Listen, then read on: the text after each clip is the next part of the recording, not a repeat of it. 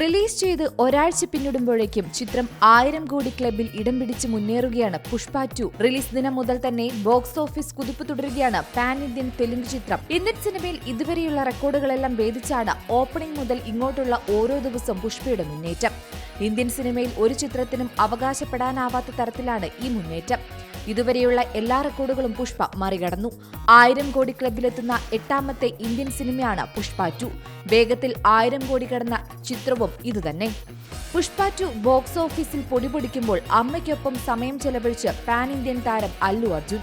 താരം തന്നെയാണ് സമൂഹമാധ്യമങ്ങളിൽ അമ്മ നിർമ്മലയോടൊപ്പമുള്ള ചിത്രം പങ്കുവച്ചത്. മകന്റെ ചരിത്ര വിജയത്തിൽ അഭിമാനം നിറഞ്ഞ പുഞ്ചിരിയുമായി നിൽക്കുന്ന അമ്മയോടൊപ്പം ചിരിച്ചുകൊണ്ട് കുശലം പറഞ്ഞു നിൽക്കുന്ന അല്ലു അർജുനെയും ഫോട്ടോയിൽ കാണാം.